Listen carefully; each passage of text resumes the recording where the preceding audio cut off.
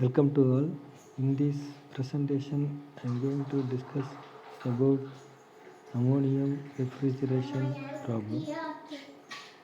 An ammonium refrigerator produces 30 tons of ice at 0 degrees Celsius in a day of 24 hours. The temperature range in the compressor is from 25 degrees Celsius to minus 15 degrees Celsius. The vapor is dry saturated at the end of compression.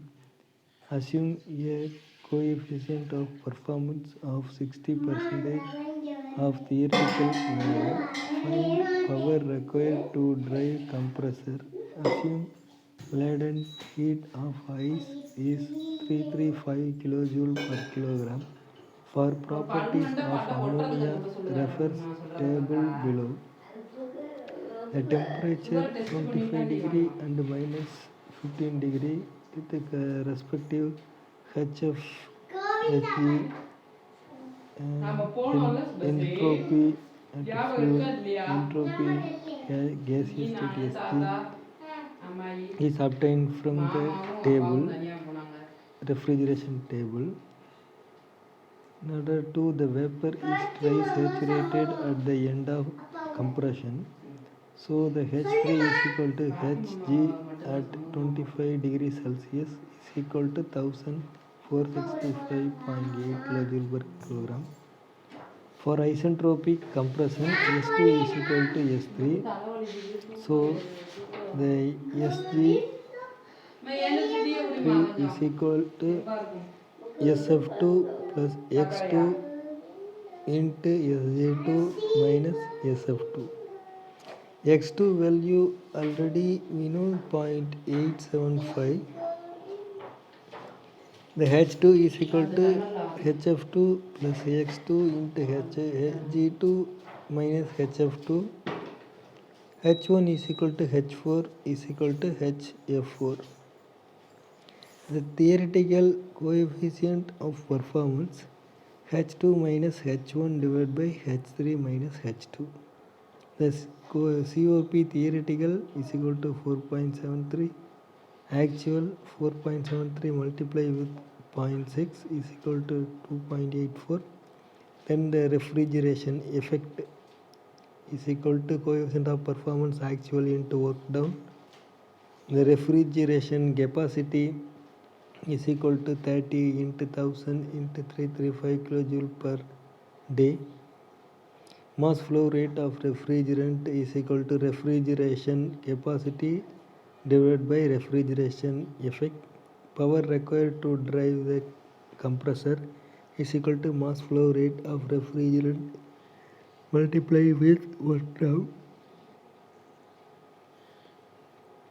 This is next problem. The 28 tons of ice from and at 0 degree Celsius is produced per day in an ammonium refrigerator. The temperature range in the compressor is from 25 degrees Celsius to minus 15 degrees Celsius. The vapor is dry and saturated at the end of compression and an expansion valve is used. Assuming a coefficient of performance of 62% of the theoretical, calculate the power required to drive the compressor. The theoretical coefficient of performance is equal to H2 minus H1, H3 minus H2. The H3 value and H1 value obtained from the refrigeration table. H1 is equal to H4 is nothing but HF4. H2 is also calculated from HF2 plus X2 into HFG2. And coefficient of performance theoretical value also calculated through the formula as well as actual as well. Actual refrigerating effect per kg is equal to CO coefficient of performance actual multiplied with work done. Total work done by the compressor per second is equal to 0.1599 multiplied with H3 minus H2.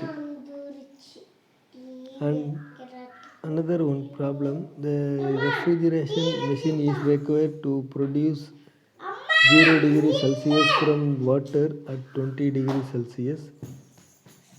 The machine has a condenser temperature of 298 Kelvin while the evaporator temperature is 268 Kelvin. The relative efficiency of the machine is 50% and 6 kg of Freon 12 refrigerant is circulated through the system per minute. The refrigerant enters the compressor with a dryness fraction of 0.6.